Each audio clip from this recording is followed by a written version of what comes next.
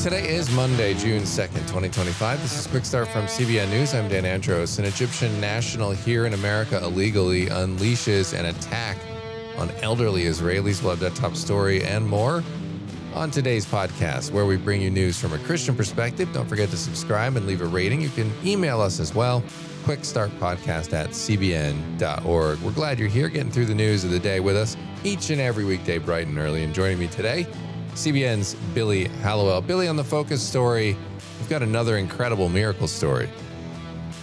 Yeah, this one is pretty wild. The singer Bodie, something that happened in his family. He shared it with us, and we'll break it down for you. Pretty amazing story. All right, looking forward to the details on that coming up here in just a minute.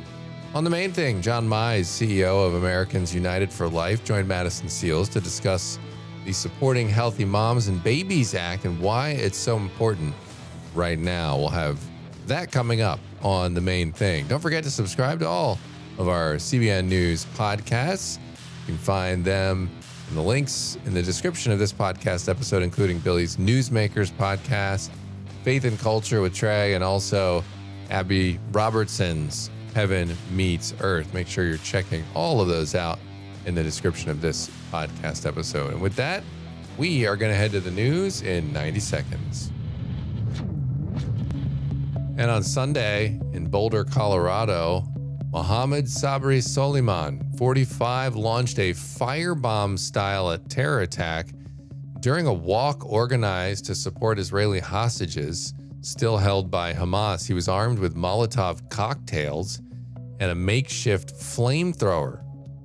He waited at a scheduled stop on the route before attacking the group, many of whom were elderly, while shouting "Free Palestine." 8 people, ages 52 to 88, were hospitalized. At least one was critically injured. Soliman is an Egyptian national who entered the U.S. legally in August 2022 on a non-immigrant visa that expired in February 2023, later received a temporary work authorization that was valid through March, but that too expired, making him unlawfully present here in the U.S. for several months.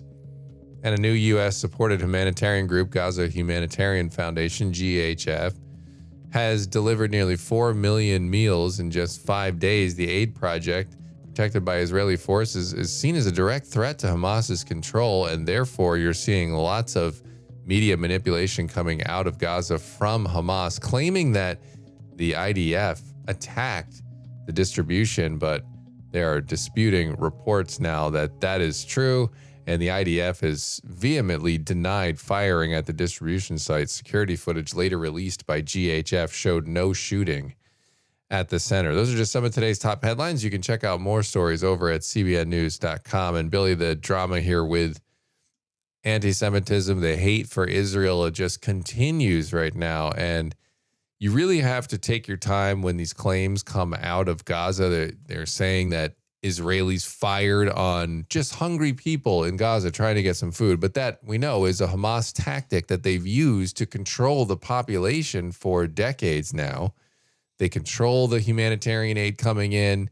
They'll attack people they don't want getting it, and then use that food to control the population. But you have to wait for the information to come out on this one. And for everyone saying that, oh, well, the IDF is just, they're also doing propaganda too. You know, that could be the case, but I will say that out of the two organizations, when you're talking about Gaza, you know, the Gaza Public Health Administration and then the IDF has admitted when their soldiers have done wrong. That's happened multiple times when they've investigated things. So it's not like there's no precedence of Israel admitting when they've made a mistake. We haven't seen that with Gaza and the Gaza Health Ministry. So that's something to take into consideration, but always urge caution and wait for the details to come out until we make a decision. Yeah, I mean, I think what you're basically saying there is, let's line up the two, and who can you Right. if somebody held a gun to your head and said, who are you going to trust more? It's going to be Israel over Hamas, right? I think, watching all of this again and again and again, the problem too is that the media jumps on board and they'll Yes. report on it as though, health officials said, and it's like, well, they're Right. Hamas health officials, Right, right? right. So it's unhelpful the way that this is covered, because it just perpetuates the narrative that may not be accurate. Right, 100%. So we'll keep you posted on everything going on there in Israel and all the updates with that, and our team in Israel, CBN's Chris Mitchell, and the team there in Jerusalem. All right, well, pop and hip hop musician Bodie recently shared a shocking miracle that his family experienced. Billy, what's the story here? Yeah, this is pretty crazy. So we were on the red carpet at the K-Love Fan Awards, and we talked to over 20 artists on that red carpet. And one of the questions we asked a lot of them was, what is an incredible miracle story you've had in your own life? Something that has happened. You know, I always try to ask something different because these people get asked the same questions over and over about their career. Yeah. And, you know, Bodie, who was on The Voice, he's a hip hop pop Christian star. He talked about this insane story involving his wife, this miracle story that he said he recently experienced. His wife's name is Royale, and she was with him actually. So he was basically sharing this. He said, a physical miracle is my wife's eardrum was completely blown out, infected, and not working. And the doctors were like, oh, this is not good. And then that week we went to church, and something pretty incredible happened there at church. And so he sort of throws it out there, and I'm thinking, okay, well, now I need to know exactly what happened, because this is pretty incredible. Yeah, absolutely. And what did his wife share about the experience? Yeah, so they go to church, and he said this woman laid hands on his wife and that she had instant healing, right? That her full hearing came back. And so yeah, I turned to her and I was like, well, are you willing to talk about this? Because of course you're there to interview him. She's with him. And so I'm just like, I need to hear from you. And so she said, you know, she confirmed everything that he said. She's like, I went to the doctor because my hearing was just completely gone. And she said that they told her there was almost no eardrum left. And it was completely blown out, that her eardrum was basically gone due to this infection. And they were talking about reconstructing her eardrum, doing this surgery. And she said, she confirmed the same thing he said. They went to church and she was prayed over. And she said, the girl at church was praying over me and I couldn't hear her because she was next to my bad ear. So she's like, and she was just praying and praying. And then immediately I could start hearing her pray. And so I looked at her weird. I was like, I hear you. And so she said it was just crazy because in an instant she had immediate hearing back. And again, she said it was fully gone. It was fully recovered. And it wasn't like she went home and it happened. It happened as the prayer was going on for her.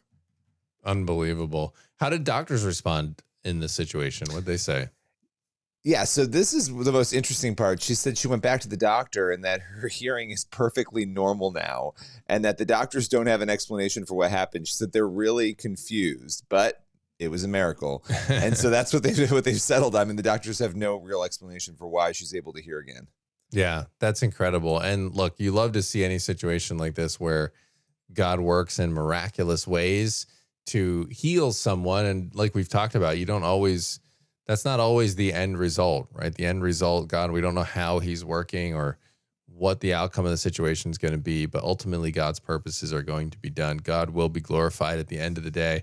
And we can just rejoice in the good and the bad, but we can rejoice in these situations and pray that it causes people to direct their gaze towards God, towards the supernatural, because that's where God is. And ultimately, hopefully it would lead them to that. But yeah, incredible story. Yeah, it really is. Build your faith up for sure. Yeah, absolutely. Appreciate you bringing that one to the podcast today, Billy.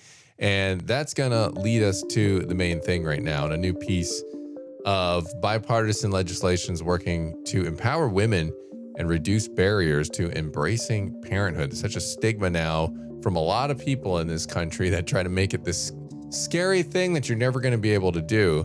John Mize, CEO of Americans United for Life, joined Madison Seals to discuss the Supporting Healthy Moms and Babies Act and why it's crucial right now. That's today's main thing.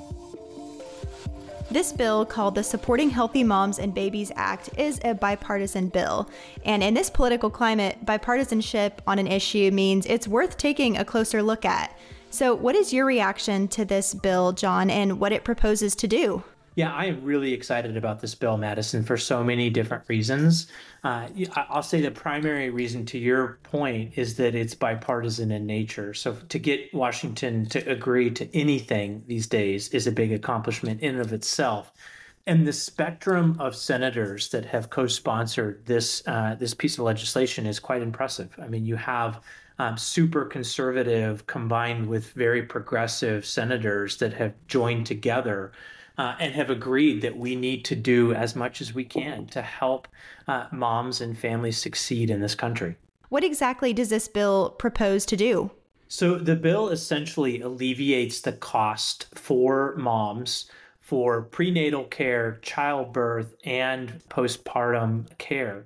And excitingly, it targets a population in this country that is growing rapidly. And that population it's not our Medicaid population. Our Medicaid population already has access to free childbirth care. It targets the underinsured population in this country. And that is a rapidly growing percentage of Americans that fall into what we call an underinsured bucket. And that bucket, unfortunately, are people that have very high deductibles. They don't have very extensive healthcare insurance, and oftentimes are faced with incredibly high bills for healthcare. And we know that childbirth can be very expensive. It can range from, a few thousand all the way up to $20,000 and higher, depending on the complexity and depending on if a woman needs a C-section. So this eliminates that cost and really creates one less barrier for people to choose to start a family. And that's really the intent of this bill, is to help encourage people to start and have families. Yeah, that's so important because, like you're saying, for a lot of people, the extremely high cost of childbearing is often the deciding factor in them bringing a child into the world at all. That's the reality for a lot of families who don't have health insurance. So why is this such an important issue, not just for women, but for our country in general? That is a great question, Madison. The timing of this bill couldn't be any better. I mean, we are faced with an incredibly daunting birth rate in this country. Our birth rate has continued to decline since COVID.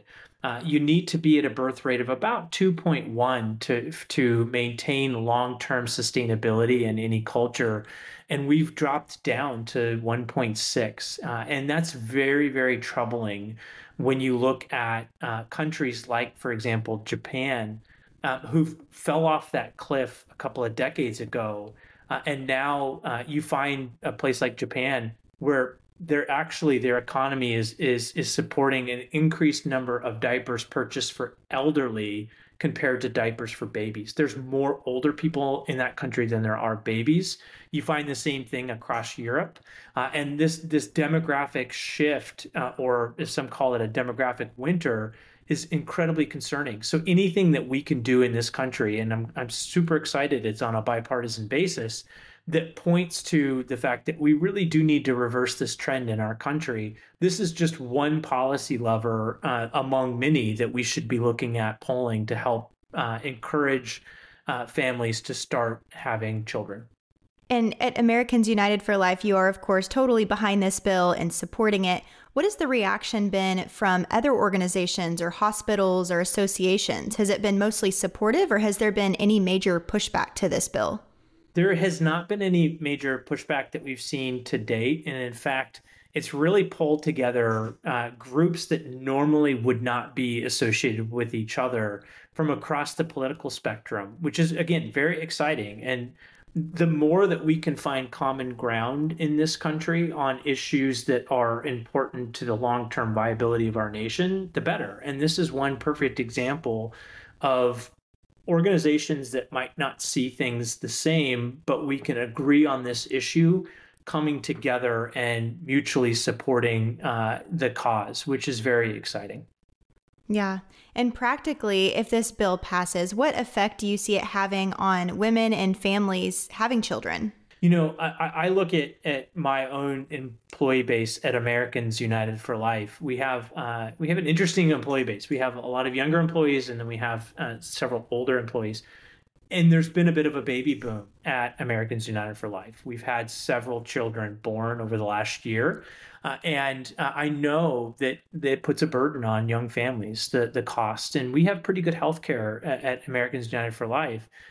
But it's a burden. And, my staff chooses to work in the nonprofit sector. They choose to take a little bit smaller of a salary because of the impact and the difference that we're making in culture and in policy from a pro-life perspective in this country and a pro-family perspective, that I know that it's a burden for them. And as an executive, as a CEO, that keeps me up at night. The idea that there are people either in my organization or outside of my organization that are hesitant to start families because they just simply can't afford it. The idea that people are holding off on having children because of this is just, unfortunately, it's unacceptable, and it's antithetical to the purpose of our country, quite frankly, to flourish and to provide opportunities for people to rise above. And so, I think this moment in time is perfect for this piece of legislation, and I feel like it's a great opportunity for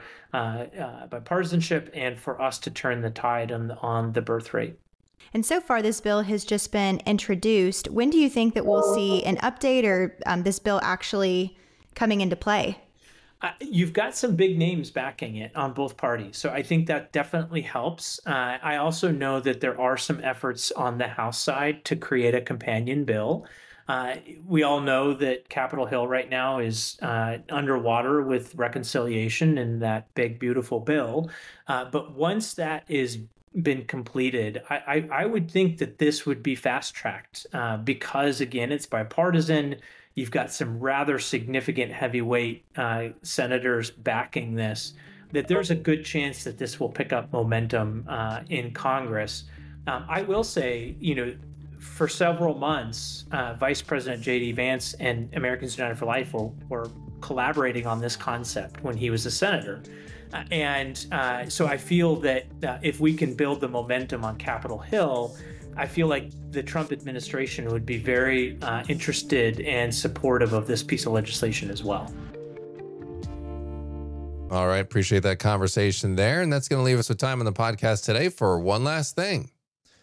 We've got Romans 12:12, be joyful in hope, patient in affliction, faithful in prayer. A good message for today and every day. Yeah, absolutely. And just what we were talking about there with that miracle story you had brought up, Billy. I mean, listen, we can be joyful in that situation when we're being afflicted, be patient in that, faithful in prayer. God is just, God's going to deliver the perfect result every single time. So we can have hope and patience and in that situation. So that's going to do it for this edition of the Quick Start Podcast. As always, get on over to cbnnews.com, faithwire.com for more news from a Christian perspective. And Lord willing, and that creek don't rise up on us, we will be back here tomorrow with more. God bless. We'll see you then.